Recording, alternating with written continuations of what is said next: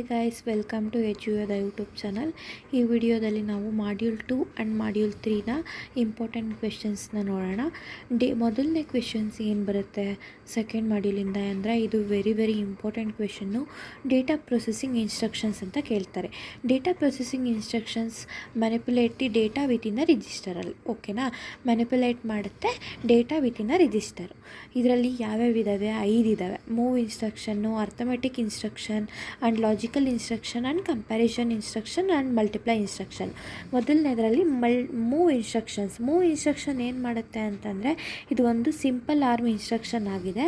ಇದು ಕಾಪಿ ಮಾಡುತ್ತೆ ಎನ್ ಅಂದರೆ ರಿಜಿಸ್ಟರ್ ಅಂತ, ಇಲ್ಲಿ register to destination register RD, where n is a register or immediate value. ನೋಡಿ ಗೈಸ್, ಈ ಸಿಂಟ್ಯಾಕ್ಸು ವೆರಿ ಇಂಪಾರ್ಟೆಂಟು. ಈ ಸಿಂಟ್ಯಾಕ್ಸ್ನ ನೀವು ಬರೀಬೇಕು. ಇನ್ಸ್ಟ್ರಕ್ಷನ್ನು ಫ್ಲವರ್ ಬ್ರಾಕೆಟ್ ಒಳಗೆ ಕಂಡೀಷನ್ನು ಆ್ಯಂಡ್ ಡೆಸ್ಟಿನೇಷನ್ ರಿಜಿಸ್ಟರಿಂದ ಡೆಸ್ಟಿನೇಷನ್ ರಿಜಿಸ್ಟರ್ಗೆ ಇದು ಕಾಪಿ ಮಾಡುತ್ತೆ ಅಂತ ಬರೀಬೇಕು. ಇದರಲ್ಲಿ ಮೂವ್ ರಿಜಿಸ್ಟರಲ್ಲಿ 2 ಇದೆ, ಮೂವ್ ಆ್ಯಂಡ್ MVN. ಮೂವ್ ಅಂತ ಅಂದರೆ ಇದು 32 ಬಿಟ್ ವ್ಯಾಲ್ಯೂನ move the 32 bit value into the register. ಅದಕ್ಕೆ destination register is equal to register ಅಂತ ಬರೀಬೇಕು. ಇದು MVN ಅಂದರೆ ಇದು move the not of the 32 bit values into the register. ಇದು ಮೂವ್ ಮಾಡಲ್ಲ ಅಂತ. ಇದ್ರದ್ದು ಎಕ್ಸಾಂಪಲ್ಲು ಒಂದು ಬರೀಬೇಕು ನೋಡಿ. ಇದ್ರದ್ದು pre R5 is equal to 5, R7 is equal to 8. Move R7 to R5 ಅಂತ ಅಂದರೆ R5 ಇರೋ ವ್ಯಾಲ್ಯೂ R5ಗೆ ಹೋಗುತ್ತೆ, R5ಯಲ್ಲಿರೋ ವ್ಯಾಲ್ಯೂ R7ಗೆ ಕಾಪಿ ಆಗುತ್ತೆ. The move instruction takes the content of the register R5 and copies into the R7 register. ಓಕೆನಾ. ಇದು MVN not ಹೆಂಗಾಗುತ್ತೆ ಅಂತಂದರೆ ಇದು ಲಾಜಿಕಲ್ ಶಿಫ್ಟ್ ಲೆಫ್ಟ್ನ ಇದು ಅಪ್ಲೈ ಆಗುತ್ತೆ. ಇದರಲ್ಲಿ MVNನಲ್ಲಿ R5 is equal to 5, R7 is equal to 8 ಅಂತಲೇ ತೊಗೊಂಡಿದ್ದೀವಿ. ಆದರೆ ಲಾಜಿಕಲ್ ಶಿಫ್ಟ್ ಲೆಫ್ಟ್ ಅಪ್ಲೈ ಆಗೋದ್ರಿಂದ ಇದು R7ಗೆ 5 ಆಗಲ್ಲ, 10 ಆಗುತ್ತೆ. ಲಾಜಿಕಲ್ ಶಿಫ್ಟ್ ಲೆಫ್ಟ್ ನಿಮಗೆಲ್ಲ ಫಿಮಿಲಿಯರ್ ಇದೆ ಅಂತ ಅಂದ್ಕೊಂಡಿದ್ದೀನಿ ನಾನು. ನೋಡಿ, by applying the logical shift left ಅಂತ ಅಂದರೆ ಈ ಥರ ಬರ್ಕೊಂಡು ನೋಡಿ ಲಾಜಿಕಲ್ ಶಿಫ್ಟ್ನ ಅಪ್ಲೈ ಮಾಡಿದ್ರೆ ನಿಮಗೆ ಅದ್ರ ವ್ಯಾಲ್ಯೂ ಬರುತ್ತೆ. ಇದನ್ನು ನಾನು ನೀಟಾಗಿ ಬರೆದಿದ್ದೀನಿ ಕೂಡ. ಇದು ನಿಮಗೆ ನೋಟ್ಸ್ ಅವೈಲೇಬಲ್ ಇರುತ್ತೆ ವೆಬ್ಸೈಟಲ್ಲಿ, ನೀವು ಬೈ ಮಾಡಿಕೊಂಡು ಬೇಕಾದರೆ ಓದ್ಕೋಬಹುದು. ನೆಕ್ಸ್ಟು ಆರ್ಥಮೆಟಿಕ್ ಇನ್ಸ್ಟ್ರಕ್ಷನಲ್ಲಿ ಏನಾಗುತ್ತೆ, ಆ್ಯಡ್ ಅಂತ ಅಂದರೆ 32 ಬಿಟ್ ವ್ಯಾಲ್ಯೂನ ಆ್ಯಡ್ ಮಾಡುತ್ತೆ. ಆ್ಯಡ್ ವಿತ್ ಕ್ಯಾರಿ ಅಂತ ಅಂದರೆ 32 ಬಿಟ್ ವ್ಯಾಲ್ಯೂ ಜೊತೆ ಕ್ಯಾರಿನೂ ಕೂಡ ಆ್ಯಡ್ ಆಗುತ್ತೆ. ಸಬ್ಸ್ಟ್ರಾಕ್ಟ್ ಅಂದರೆ ಸಬ್ಸ್ಟ್ರಾಕ್ಟ್ ಆ್ಯಂಡ್ ರಿಜಿಸ್ಟರ್ ಆಗುತ್ತೆ. And subtract with reverse subtraction 2 bit value ಅಂತ ಅಂದರೆ ರಿವರ್ಸ್ ಆಗಿ ಸಬ್ಸ್ಟ್ರಾಕ್ಷನ್ ಆಗುತ್ತೆ. ಮತ್ತು ರಿವರ್ಸ್ ಸಬ್ಸ್ಟ್ರಾಕ್ಷನ್ ವಿತ್ ಕ್ಯಾರಿ ಅಂತ ಅಂದರೆ ಕ್ಯಾರಿ ಆಗುತ್ತೆ, ಕ್ಯಾರಿನೂ ಕೂಡ ಮೈನಸ್ ಆಗುತ್ತೆ. Subtraction with the carry to 32 bit values. ನೋಡಿ, ಇದ್ರದ್ದು syntax RD is equal to RN+N ಅಂತ ಬರ್ತಿದ್ನಲ್ಲ, ಅದು ಸಿಂಟ್ಯಾಕ್ಸ್ ಆಗಿದೆ. ಮೊದಲು ಸಿಂಟ್ಯಾಕ್ಸ್ ಬರೀಬೇಕು, ಅದಾದಮೇಲೆ ಈ ಟೇಬಲ್ ಬರಬೇಕು ಅರ್ಥಮೆಟಿಕ್ ವ್ಯಾಲ್ಯೂಗೆ. ಇದಕ್ಕೆ ಒಂದೆರಡನ್ನು ಎಕ್ಸಾಂಪಲ್ ತೊಗೊಂಡು ಹೇಳಿ ಸಾಕು. R0ಗೆ ಯಾವ್ದು ತೊಗೊಂಡಿದ್ದೀರಾ, 0 ವ್ಯಾಲ್ಯೂ ತೊಗೊಂಡಿದ್ದೀರಾ. R1ಗೆ ಯಾವ್ದು ತೊಗೊಂಡಿದ್ದೀರಾ, ಅದಕ್ಕೂ ಒಂದು ವ್ಯಾಲ್ಯೂ ತೊಗೊಂಡಿದ್ದೀರಾ. ಆ್ಯಡ್ ಅಂತಂದರೆ ಎರಡನ್ನೂ ಆ್ಯಡ್ ಮಾಡಿದಾಗ ಪೋಸ್ಟಲ್ಲಿ ನಮ್ಮದು ಡೆಸ್ಟಿನೇಷನ್ನು ಇದರ ರಿಜಿಸ್ಟರಲ್ಲಿ ಏನು ಬರುತ್ತೆ ಅಂತ ಬರೀಬೇಕು ಅಷ್ಟೇ. ನೋಡಿ ಗೈಸ್, ಇದು ಎಕ್ಸಾಂಪಲ್ಲು. ಇದನ್ನು ನೀಟಾಗಿ ಅರ್ಥ ಮಾಡ್ಕೊಳ್ಳಿ. ನಿಮಗೆ ಒಂದು ಸತಿ ನೋಡಿದ್ರೆ ಅದು ಹೆಂಗಾಗಿದೆ ಅಂತ ನಿಮ್ಗೆ ಅರ್ಥ ಆಗುತ್ತೆ. ನೋಡಿ, ನಾನು ಎಲ್ಲದಕ್ಕೂ ಎಕ್ಸಾಂಪಲ್ ಬರೆಯೋಕ್ಕೆ ಟ್ರೈ ಮಾಡಿದ್ದೀನಿ. ನಿಮಗೆ ಯಾವ್ದು ಒಂದು 3 ಬರೆದ್ರೆ ಸಾಕು ಅಂದ್ಕೊತೀನಿ. ಯಾಕೆ ಅಂದರೆ 5 ಕೂಡ ನೀವು ಎಕ್ಸ್ಪ್ಲೈನ್ ಮಾಡಬೇಕಾಗಿರೋದ್ರಿಂದ ಜಸ್ಟ್ 2ರಿಂದ 3 ಬರೆದ್ರೆ ಸಾಕು. ಓಕೆನಾ. ನೆಕ್ಸ್ಟು ನಾವು ಯಾವುದನ್ನು ನೋಡ್ಕೊಳ್ಳೋಣ ಅಂತಂದರೆ ಲಾಜಿಕಲ್ ಇನ್ಸ್ಟ್ರಕ್ಷನ್ನ ನಾವು ನೋಡ್ಕೊಳ್ಳೋಣ. ಲಾಜಿಕಲ್ ಇನ್ಸ್ಟ್ರಕ್ಷನ್ ಏನು ಮಾಡುತ್ತೆ ಅಂತ ಅಂದರೆ logical instruction performs the bitwise logical operations on the 2 source register. Instruction condition S, RD, RN ಮತ್ತು ಎನ್ನು. ಇದೇ ನಮ್ಮದು ಸಿಂಟ್ಯಾಕ್ಸ್ ಆಗೈತೆ. ಆ್ಯಂಡು, ಆರು, XOR, ಲಾಜಿಕಲ್ ಬಿಟ್ ಕ್ಲಿಯರು, ಇವು ಇದ್ರದ್ದು ಆಪರೇಷನ್ಸು. ಇದ್ರ ಸಿಂಟ್ಯಾಕ್ಸ್ ಯಾವುದು ಅಂತಂದರೆ ಡೆಸ್ಟಿನೇಷನ್ ರಿಜಿಸ್ಟರು. ಆ್ಯಂಡ್ ಅಂತಂದರೆ ಆ್ಯಂಡ್ ಸಿಂಬಲ್ಲು, ಆರ್ ಸಿಂಬಲ್ಲು ಮತ್ತು XOR ಸಿಂಬಲ್ಲು. ಮತ್ತು ಬಿಟ್ ಕ್ಲಿಯರ್ ಸಿಂಬಲ್ನ ನಾವು ಈ ಥರ ಬರೀಬೇಕಾಗುತ್ತೆ ಸಿಂಟ್ಯಾಕ್ಸಲ್ಲಿ. ಇದೊಂದು ಟೇಬಲ್ ಬರೆದ್ಬಿಟ್ಟು ಇದು ಕೂಡ ಸೇಮು ಎಲ್ಲದಕ್ಕೂ ಎಕ್ಸಾಂಪಲ್ ಕೊಟ್ಟಿದ್ದೀನಿ ಗೈಸ್, ನೀವು ನೀಟಾಗಿ ನೋಡಿಕೊಂಡ್ರೆ ಬರುತ್ತೆ. ಇದು ನೆಕ್ಸ್ಟ್ ಯಾವುದು ಕಂಪ್ಯಾರಿಸನ್ ಇನ್ಸ್ಟ್ರಕ್ಷನ್ ನೀವು ಏನಕ್ಕೆ ಯೂಸ್ ಮಾಡ್ತೀವಿ? Compare the test register with the 32 bit value. They update CPR flag bit according to the result but not affect to the register. ಇದೇನು ರಿಜಿಸ್ಟರ್ಗೇನು ಅಫೆಕ್ಟ್ ಆಗಲ್ಲ. ಇದು CPR ಫ್ಲಾಗ್ನ ಬಿಟ್ನ ಇದು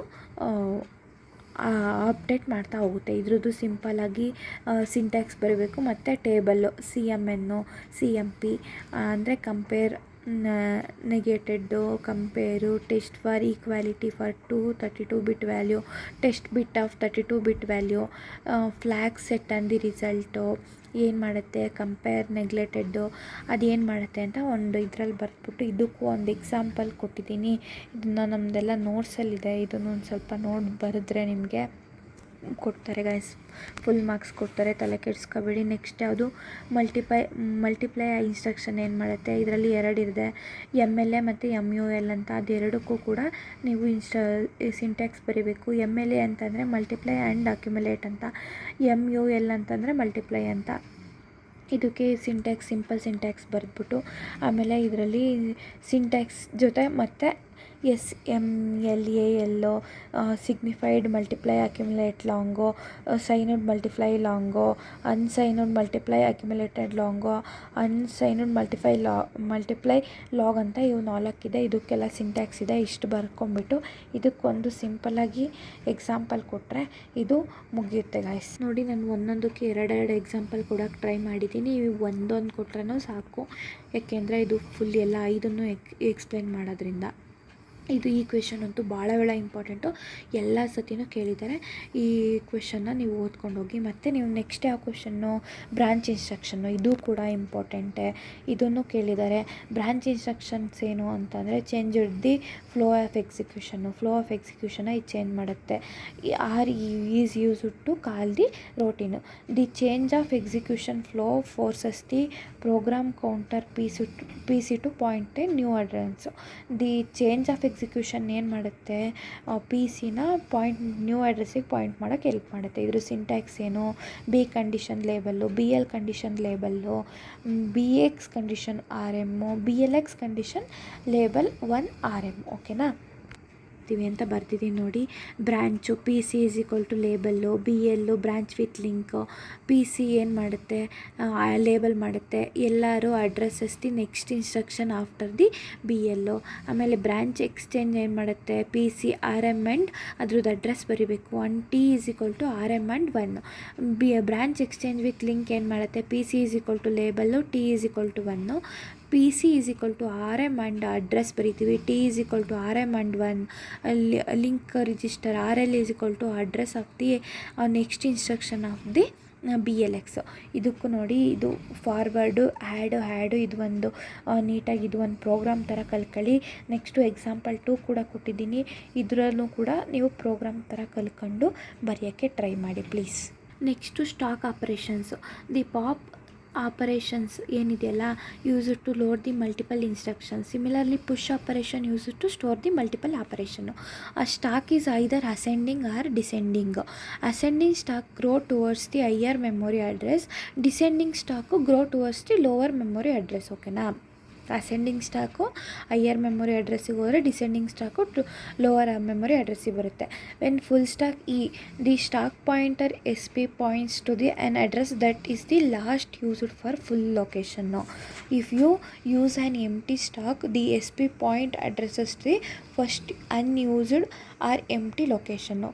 STMFD ಏನಿದೆಯಲ್ಲ, ಇದು ಒಂದು ಎಕ್ಸಾಂಪಲ್ ಆಗೈತೆ. ಯಾವುದಕ್ಕೆ ಅಂತಂದರೆ ಸ್ಟಾಕ್ ಆಪರೇಷನ್ಗೆ. ಇದನ್ನು ಕೂಡ ಬರೀಬೇಕು. ಮತ್ತು ಇದು ಒಂದು ಟೇಬಲ್ ಇದೆಯಲ್ಲ, STMFD instruction full stack push operation ಅಂದರೆ ಇದು. ಮತ್ತು ಈ ಟೇಬಲ್ ಬರೆದ್ಬಿಟ್ಟು ಪ್ರೀ ಮತ್ತು ಪೋಸ್ಟ್, ಪ್ರೀನಲ್ಲಿ ಹೆಂಗಿರುತ್ತೆ, ಪೋಸ್ಟಲ್ಲಿರುತ್ತೆ ಅಂತ ನೀವು ನೀಟಾಗಿ ಬರೀಬೇಕು. ಮತ್ತು addressing method addressing methods for the stock operations ಅಂದರೆ ಯಾವ್ಯಾವ ಸ್ಟಾಕ್ ಆಪರೇಷನ್ಸ್ ಇದೆ, ಫುಲ್ ಅಸೆಂಡಿಂಗು, ಫುಲ್ ಡಿಸೆಂಡಿಂಗು, ಎಂಟಿ ಅಸೆಂಡಿಂಗು, ಎಂಟಿ ಡಿಸೆಂಡಿಂಗು. ಇದರಲ್ಲಿ ಪಾಪ್ ಆದಾಗ ಏನಾಗುತ್ತೆ ಮತ್ತು ಪುಷ್ ಆದಾಗ ಏನಾಗುತ್ತೆ, ಇದನ್ನು ಒಂದು ಟೇಬಲ್ನ ನೀವು ನೀಟಾಗಿ ಬರೆದ್ಬಿಟ್ರೆ ನಿಮಗೆ ಫುಲ್ ಮಾರ್ಕ್ಸ್ ಸಿಗುತ್ತೆ. ನೆಕ್ಸ್ಟು ಒಂದು ಎಕ್ಸಾಂಪಲ್, ಎಲ್ಲದಕ್ಕೂ ಟೇಬಲ್ಲು ವಿತ್ ಎಕ್ಸಾಂಪಲು ಸಿಂಟ್ಯಾಕ್ಸು ಇಷ್ಟು ಬರೆದ್ಬಿಟ್ರೆ ನಿಮ್ಗೆ ಯಾರು ಥಿಯರಿ ಕೇಳಲ್ಲ ಗೈಸ್. ಇದು ಸೆಕೆಂಡ್ ಮಾಡ್ಯೂಲಲ್ಲಿ ಇದು ವೆರಿ ವೆರಿ ಇಂಪಾರ್ಟೆಂಟು. ಇದನ್ನು ನೀಟಾಗಿ ನೋಡ್ಕೊಂಡು ಹೋಗಿ. ನೆಕ್ಸ್ಟು STMED ಇನ್ಸ್ಟ್ರಕ್ಷನ್ ಎಂಪ್ಟಿ ಸೆಟ್ಟಿಗೂ ಕೂಡ ಒಂದು ಟೇಬಲ್ ಇದೆ, ಇದನ್ನು ನೀಟಾಗಿ ಬರೀಬೇಕು ನೀವು. ಮತ್ತು ನೆಕ್ಸ್ಟ್ ಯಾವ ಕ್ವೆಶನ್ ನೋಡೋಣ ಅಂದರೆ ಸ್ವ್ಯಾಪ್ ಇನ್ಸ್ಟ್ರಕ್ಷನ್ಸ್ನ ನೋಡ್ತಾ ಹೋಗೋಣ. ಸ್ವ್ಯಾಪ್ ಇನ್ಸ್ಟ್ರಕ್ಷನ್ಸ್ ಅಂದರೆ ಏನು ಅಂದರೆ swap content the memory with the content of the ರಿಜಿಸ್ಟರಿಂದ ಮೆಮೊರಿಗೆ, ಮೆಮೊರಿಯಿಂದ ರಿಜಿಸ್ಟರ್ಗೆ ಕಂಟೆಂಟು ಎಕ್ಸ್ಚೇಂಜ್ ಆಗೋದನ್ನೇ ಸ್ವ್ಯಾಪ್ ಇನ್ಸ್ಟ್ರಕ್ಷನ್ ಅಂತ ಕರಿತೀವಿ. ಇದರಲ್ಲಿ ಸಿಂಟ್ಯಾಕ್ಸ್ ಬರೀರಿ. ಅದಾದಮೇಲೆ SWP ಅಂತ ಎರಡಿದೆ. Swap a word between the memory and register SWP ಅಂತಂದರೆ WPB ಅಂದರೆ swap a byte between the memory and register. ಅದು ಹೆಂಗಾಗುತ್ತೆ ಅಂತ ಎಕ್ಸಾಂಪಲ್ ಪಕ್ಕದಲ್ಲಿ ಬರ್ತಿದ್ದೀನಿ. ನೆಕ್ಸ್ಟ್ ಒಂದು ಎಕ್ಸಾಂಪಲ್ ಕೊಟ್ಟಿದ್ದೀನಿ ಗೈಸ್, ಇದನ್ನು ಬರೆದ್ಬಿಟ್ರೆ ಆಯಿತು. ನೆಕ್ಸ್ಟ್ ಯಾವ ಕ್ವೆಶನ್ನು ಅಂತಂದರೆ ಸಾಫ್ಟ್ವೇರ್ ಇಂಟರಪ್ಟ್ ಇನ್ಸ್ಟ್ರಕ್ಷನ್ನು. ಇದಕ್ಕೆ ಸಿಂಟ್ಯಾಕ್ಸ್ ನೋಡಿ SWI ಕಂಡೀಷನ್ SWI ಅಂತ. ಇದು ಏನು ಅಷ್ಟೊಂದು ಇಂಪಾರ್ಟೆಂಟ್ ಇಲ್ಲ, ಸುಮ್ಮನೆ ನೋಡ್ಕೊಂಡು ಹೋಗಿರಿ. SWI ಅಂತಂದರೆ ಸಾಫ್ಟ್ವೇರ್ ಇಂಟರಪ್ಟು. ಇದು ಹೆಂಗಾಗುತ್ತೆ ಅಂತಂದರೆ TRWC ಅಂತಂದರೆ address of the instruction following the SWI. ಇದಕ್ಕೆ 4 ಆಪರೇಷನ್ಸ್ ಬರುತ್ತೆ, ಅದನ್ನು ಬರೀರಿ.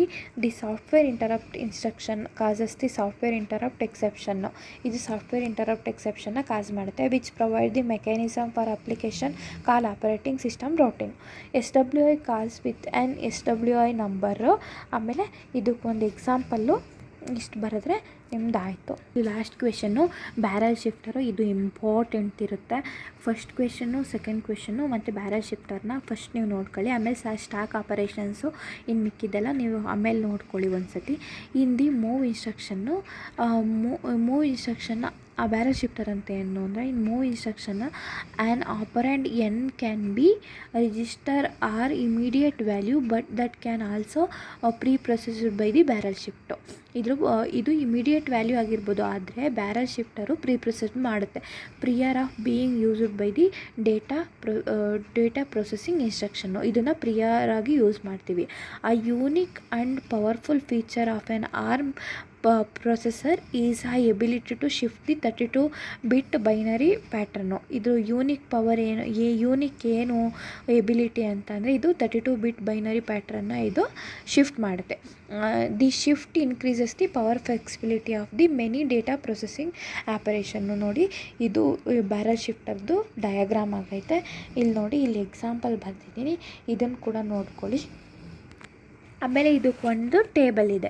ಇದು ಬ್ಯಾರಲ್ ಶಿಫ್ಟ್ ಆಪರೇಷನ್ಸ್ ಯಾವ್ಯಾವಿದೆ ಅಂತೆ. Logical shift left, logical shift right, arithmetic right shift, rotate the right, rotate right and extend. ಆಮೇಲೆ ರಿಸಲ್ಟ್ ಏನು ಬರುತ್ತೆ ಇದನ್ನು ನೀಟಾಗಿ ಬರೆದ್ಬಿಟ್ರೆ ಆಮೇಲೆ ಇದಕ್ಕೊಂದು ಎಕ್ಸಾಂಪಲ್ ಕೊಟ್ಟರೆ ನಿಮ್ಮದು ಇಲ್ಲಿಗೆ ಬ್ಯಾರಲ್ ಶಿಫ್ಟರು ಮುಗಿಯುತ್ತೆ. ನೆಕ್ಸ್ಟು ಥರ್ಡ್ ಮಾಡ್ಯೂಲ್ ನೋಡ್ತಾ ಹೋಗೋಣ. Explain the different basic data types in the C, provide example using the program ಅಂತ ಕೇಳಿದ್ದಾರೆ. ನೀವೇನು ಬರೀಬೇಕು ಇದಕ್ಕೆ ಅಂದರೆ ಬೇಸಿಕ್ ಸಿ ಡೇಟಾ ಟೈಪ್ ಅಂದರೆ 1 ಬೈಟ್ ಕ್ಯಾರು, 2 ಬೈಟ್ ಶಾರ್ಟು, ಆಮೇಲೆ 4 ಬೈಟ್ ಇಂಟು ಲಾಂಗ್ ಅಂತ ಇದೆ. ಇಂಪ್ಲಿಮೆಂಟೇಷನ್ ಯಾವಾಗ ಅನ್ಸೈನ್ಡ್ 8 ಬೈಟ್ ಇದ್ದಾಗ 1 ಬೈಟ್ ಕ್ಯಾರ್ನ ಯೂಸ್ ಮಾಡ್ತೀವಿ. ಸೈನ್ಡ್ 16 ಬೈಟ್ ಆಫ್ ವರ್ಡ್ ಇದ್ದಾಗ 2 ಬೈಟ್ ಶಾರ್ಟ್ನ ಯೂಸ್ ಮಾಡ್ತೀವಿ. ಸೈನ್ಡ್ 32 ಬಿಟ್ ವರ್ಡ್ ಇದ್ದಾಗ 4 ಬೈಟ್ ಇಂಟ್ನ ಯೂಸ್ ಮಾಡ್ತೀವಿ.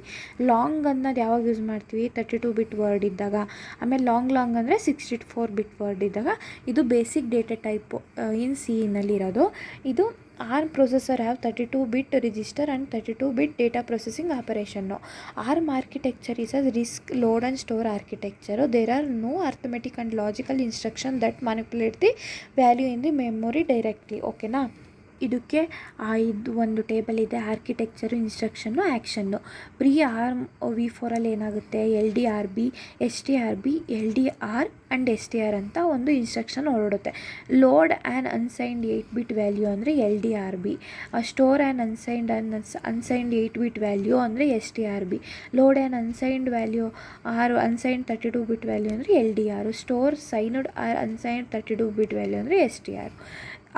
ARRv4 ಅಂತ ಅಂದರೆ LDRSB ಅಂದರೆ load a sign 8-bit value, LDRH ಅಂದರೆ load an unsigned 16-bit value, LDRSH ಅಂದರೆ load a signed 16-bit value, STRH ಅಂತಂದರೆ store signed or unsigned 16-bit value. Same ಹಂಗೆ ARMv5 ಅಂತಂದರೆ LDRD load a signed or unsigned 64-bit value, store a signed or unsigned 64-bit value ಅಂದರೆ STRD. ಇಷ್ಟು ಬರೆದ್ರೆ ನಿಮ್ಮದು data type using the function ಅದಾಗುತ್ತೆ. Next question ಏನು, code optimisation, profiling and cycle counting. The first stage any optimisation process identifying the critical routines and measure their current performance. Critical routine ಮತ್ತು current ಪರ್ಫಾರ್ಮೆನ್ಸ್ನ measure ಮಾಡಬೇಕು. A profiler is a tool, profiler ಅನ್ನೋದು ಒಂದು tool ಆಗೈತೆ. Measure the proportion of a time or a processing cycle sent in each subroutine. You use a profiler to identify the most critical routine. ಇದು profiler ಅಂದ್ರೇನು, ಅದು ಒಂದು measures the processing cycle ಆಗಿದೆ. ಇದು ಒಂದು ಪ್ರೊಫೈಲರ್ ಅನ್ನೋದು tool. ಆ cycle counter ಏನು, measures the number of cycle taken in a specific routine. ಒಂದು ಸ್ಪೆಸಿಫಿಕ್ ರೋಟೀನ್ಗೆ ಎಷ್ಟು ನಂಬರ್ ಆಫ್ ಸೈಕಲ್ನ ತಗೊಳುತ್ತೆ ಅನ್ನೋದನ್ನ ಸೈಕಲ್ ಕೌಂಟರ್ ಅಂತ ಕರಿತೀವಿ. You can measure your success by using the cycle counter to benchmark given subroutine after an optimisation. ಅರ್ಥ ಆಯ್ತಾ? The ARM simulator uses an ADS1 and debugger called the emulator and provide the profiling and cyclic counting feature. ARM simulator ಯಾವುದನ್ನ use ಮಾಡ್ತೈತೆ, ADS1 and 1.1 ಡಿಬಗ್ಗರ್ನ use ಮಾಡ್ತೈತೆ. ಅದರ ಹೆಸರು ARMulator. ಇದು ಏನು ಮಾಡುತ್ತೆ, ಪ್ರೊಫೈಲಿಂಗ್ ಆ್ಯಂಡ್ ಸೈಕಲ್ ಕೌಂಟಿಂಗ್ ಫೀಚರ್ನ ಎರಡೂ ಒಂದೇ ಕೊಡುತ್ತೆ. ARMulator profiler works by the sampling the program counter at regular interval ಆಗಿ ಇದು ವರ್ಕ್ ಮಾಡುತ್ತೆ. A profiler identify the function PC pointer to the updated it counter for each function it encounter. ಓಕೆನಾ? Register allocation. ಇದು next question ಯಾವುದು ಅಂದರೆ register allocation ಅಂತ ಕೇಳ್ತಾರೆ. ಈ ರಿಜಿಸ್ಟರ್ ಅಲೋಕೇಶನ್ ಇದು ಒಂದು ವೆರಿ ಇಂಪಾರ್ಟೆಂಟ್ ಕ್ವೆಶನ್ನು. ಎಲ್ಲ ಕ್ವೆಶನ್ ಪೇಪರಲ್ಲೂ ಇದ್ದೇ ಇರುತ್ತೆ ನೋಡಿ. The compiler attempts to the allocate a processor register to each local variable you use in a C function. The compiler ಏನೇ ಇರ್ತಲ್ಲ ಅದು ಅಲೋಕೇಟ್ ಮಾಡುತ್ತೆ ಎಲ್ಲ ಪ್ರೊಸೆಸರ್ಗೂ ರಿಜಿಸ್ಟರ್ ಟು ಈಚ್ ಲೋಕಲ್ ವೇರಿಯಬಲ್ಗೆ C function. Each local variable in C ಫಂಕ್ಷನಲ್ಲಿ ಇದಾವಲ್ಲ ಅದೆಲ್ಲವಕ್ಕೂ ರಿಜಿಸ್ಟರ್ ಸಿಗಬೇಕು ಅಂತ ಅಟೆಂಪ್ಟ್ ಮಾಡುತ್ತೆ. When there is are more local variable than available, more local variable ಏನಾದ್ರು ಇದ್ದರೆ the compiler stores the excess variable and the processor ಸ್ಟಾಕರಲ್ಲಿ ಇದನ್ನು ಸ್ಟೋರ್ ಮಾಡುತ್ತೆ. The variable are called as the spilled or swapped out variable. ಅದೇ ನಾವೇನಾದರೂ ಜಾಸ್ತಿ ಇದ್ದು ಅದನ್ನು ನಾವೆಲ್ಲ ಪ್ರೊಸೆಸರ್ ಸ್ಟಾಕಲ್ಲಿ ನಾವು ಸ್ಟೋರ್ ಮಾಡಿರೋದನ್ನ spilled or swapped out variable ಅಂತ ಕರಿತೀವಿ.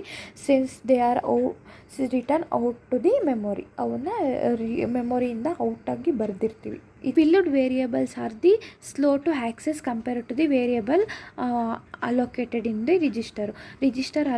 allocate ಮಾಡಿರೋದಕ್ಕಿಂತ ಇದು ಸ್ಪಿಲ್ಡ್ ವೇರಿಯಬಲ್ಸು ಸ್ಲೋ ಇರುತ್ತೆ.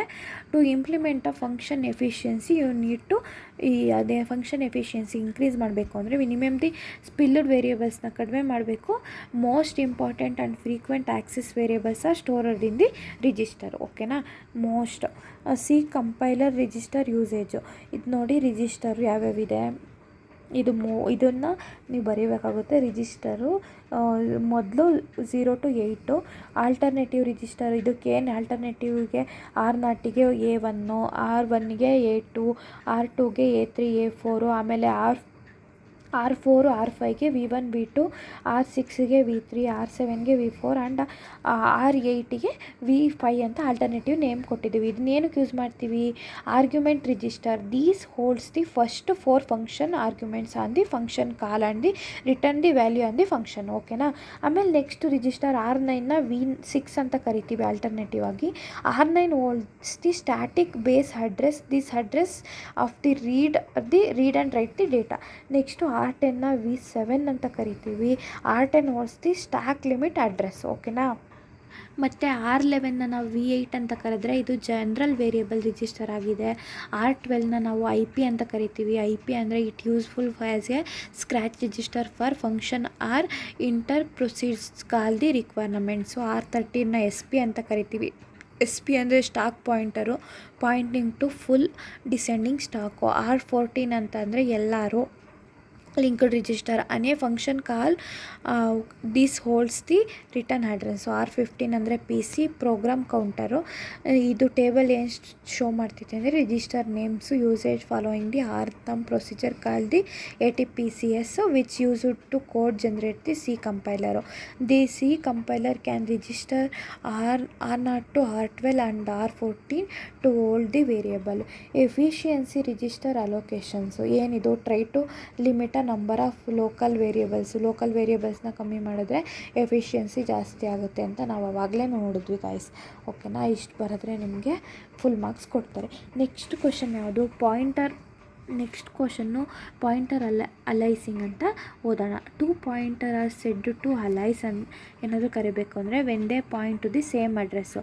2 ಪಾಯಿಂಟರು ಒಂದೇ ಅಡ್ರೆಸ್ಸಿಗೆ ನಾವು ಪಾಯಿಂಟ್ ಮಾಡ್ತಿದ್ದೆ ಅದನ್ನೇನಂತ ಕರಿತೀವಿ? ಪಾಯಿಂಟರ್ ಅಲೈಸ್ ಅಂತ ಕರಿತೀವಿ.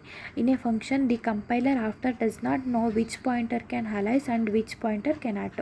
ಇನ್ ಫಂಕ್ಷನ್ನಲ್ಲಿ ಕಂಪೈಲರ್ಗೆ ಗೊತ್ತಾಗಲ್ಲ ಯಾವ್ದು ಅಲೈಸ್ ಆಗೈತೆ ಯಾವ್ದು ಅಲೈಸ್ ಆಗಲ್ಲ.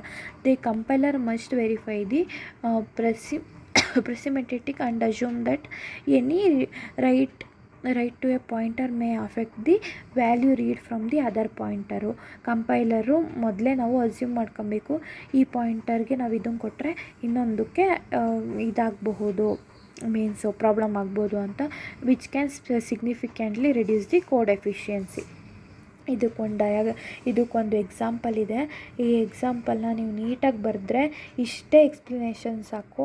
ಪಾಯಿಂಟರ್ ಅಲೈಸ್ಗೆ ಇದಕ್ಕೆ ಮಾರ್ಕ್ಸ್ ಕೊಡ್ತಾರೆ ಗೈಸ್ ನಿಮಗೆ.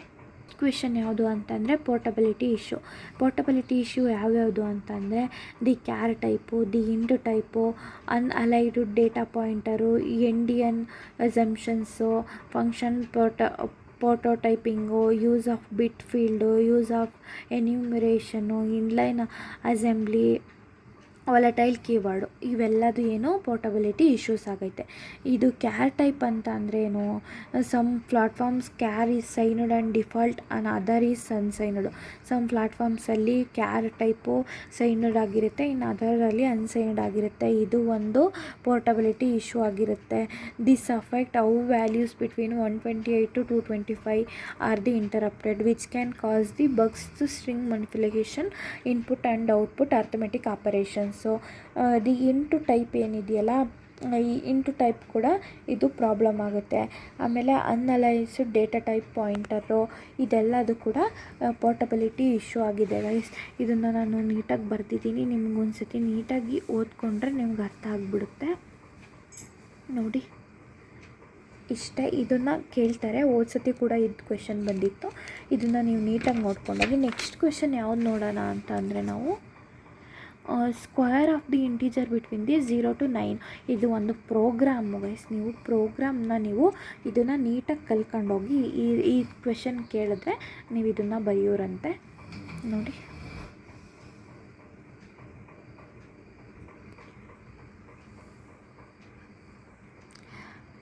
Thank you for watching. ನಿಮಗೆ ಇದ್ರ ವೀಡಿಯೋದು ಈ ನೋಟ್ಸ್ ಏನಾದರೂ ಬೇಕು ಅಂತ ಅಂದರೆ ನನ್ನ ವೆಬ್ಸೈಟಲ್ಲಿ ಅವೈಲಬಲ್ ಇರುತ್ತೆ, ನೀವು ಬೈ ಮಾಡ್ಬೋದು. Thank you so much for watching.